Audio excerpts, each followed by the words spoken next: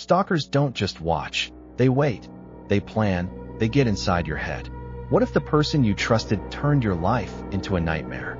Tonight, I've got 3 true stalker horror stories so disturbing, you'll question every shadow. Stay tuned, if you're brave enough. In 2020, Mia, a 25-year-old barista in Seattle, met a guy named Ryan on her shift. He was a regular, tall, quiet, always ordered a black coffee, and sat in the corner scrolling his phone. One slow afternoon, he struck up a chat about her favorite book on the counter. It was casual, friendly. They swapped numbers after he said he'd just moved to town and didn't know anyone. Mia figured, why not? He seemed normal enough. Their first date was coffee at a different spot, short, easy, just testing the waters. Over the next month, they went out 3 more times, drinks, a movie, dinner. Ryan was polite but intense. He'd stare a little too long, laugh a beat too late. On the 3rd date, at a dimly lit Italian place, he asked about her exes, detailed stuff, like where they lived now. Mia brushed it off, but something felt off. He texted her good night that evening, and she replied out of habit. By the 4th date, drinks at a bar, she noticed he'd ordered doubles, get clingy, asked to crash at her place.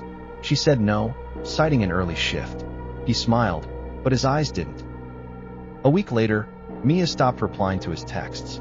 They'd fizzled out, she thought. But one night, driving home from work, she spotted a gray sedan tailing her. It made every turn she did, left, right, onto her quiet street. At a stop sign, she saw it in her rear view, Ryan's car.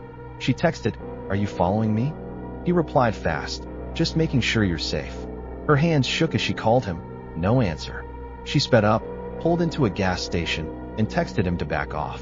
He drove past, headlights off, and didn't reply until 2 a.m.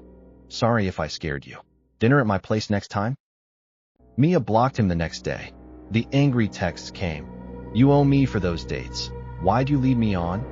Until she blocked those 2. Then the calls started, no caller ID, every night at 11 p.m. She ignored them. A week later, alone in her apartment, she woke to a creak downstairs. Her place was small, 1 floor, no roommates. She grabbed her phone, hid in the closet, and heard footsteps, slow, deliberate, climbing her stairs. A drawer opened, then her bedroom door. Through the slats, she saw Ryan, rifling her dresser, muttering, "Where is it?" She dialed 911, whispering. He sat on her bed, silent, for 5 minutes before leaving. Police found her back door jimmied open, a coffee cup from her shop on the counter, still warm. In 2017, 12-year-old Ethan stayed after school in a small Colorado town to help with the Halloween carnival. He and his buddies decorated a haunted house, fake cobwebs, plastic skeletons, free pizza, as a reward. Another kid, Tyler, joined them. He was funny, a little shy, always cracking jokes about zombies. Ethan liked him. They traded Pokemon cards one day and added each other on Snapchat. For 2 weeks, they hung out after school, no red flags, just kids being kids. 2 weeks later, at recess, a group of girls giggled and told Ethan he had a secret admirer who'd message him that night. He was stoked. 6th grade crushes were a big deal. That evening, a Snapchat from Tyler popped up. "Ethan, I need to talk." Ethan replied, "What's up?" Tyler's message was a wall of text. How he'd liked Ethan since the carnival, how he tried to impress him with card trades, how he was tired of being ignored. It ended with, "Will you go out with me?" Ethan froze. He barely knew Tyler that way. He typed back, "I just want to be friends," hoping it'd end there. The next day was hell. Tyler's friends cornered Ethan at lunch, saying Tyler wanted to hug him, would chase him down if he had to. Ethan told his teacher, who kept him inside during recess. He told the principal too, who promised to handle it. But that afternoon, walking home, Ethan lived 2 blocks from school. He heard footsteps behind him. He turned. Tyler ducked behind a tree. At home, Ethan found a note under his door. "Check your bike shed for a surprise." His mom checked. Nothing, but his bike's tires were slashed. Tyler messaged, "Why didn't you look?" The harassment ramped up, daily Snapchats like, "You're so cool today." Pics of Ethan walking home, snapped from bushes. Ethan blocked him, but one night, alone while his parents shopped, he heard thuds against his 2nd-floor window. He ignored it, maybe birds, until it kept going, rhythmic, deliberate. He peeked out. Tyler stood below, tossing pebbles, staring up. When he saw Ethan, he mouthed something and ran off. Ethan locked everything, got text from a new number. "I just want to talk.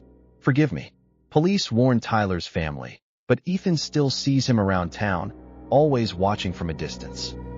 In 2022, Lucas, a 26-year-old coder, bought a townhouse in a quiet Minneapolis suburb. He'd been on his own a year, loving the freedom. 2 floors, big windows, a fresh start. On Tinder, he matched with Claire, a local artist. Their first date was dinner, awkward at first, but she laughed at his dumb jokes. Second date was drinks. Third was a movie night at his place. By the fourth, they were official. She'd text him all day, sweet stuff like "miss you already." Lucas thought he'd hit the jackpot. A month in, the vibe shifted. Claire's texts got constant. "Where are you?" If he didn't reply in 10 minutes, question marks if he was out with friends. One night, on his couch, she demanded they share locations. Lucas hesitated but agreed. Nothing to hide, right? Soon, she'd grill him. "Why were you at the bar so late?"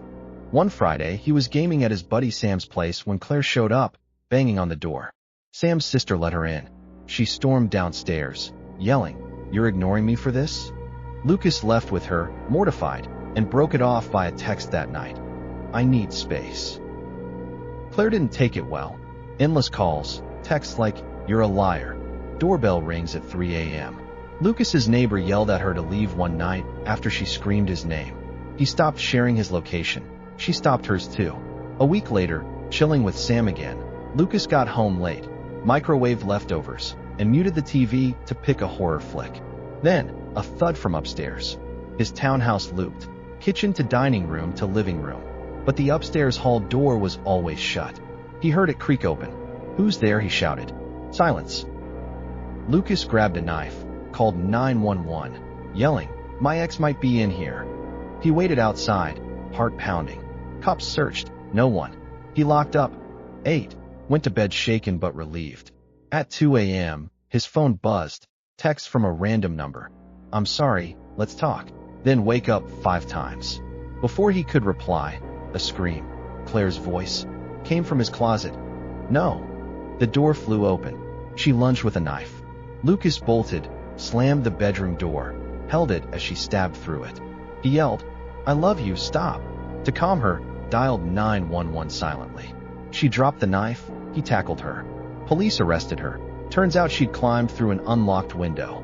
Lucas moved states after that. 3 stalkers, 3 lives turned upside down by obsession. Could you escape someone who won't let go? Tell me your creepiest stalker story in the comments. I'm hooked. If these hit you hard, like, subscribe, and share for more true terror. Check your locks tonight. You're not alone.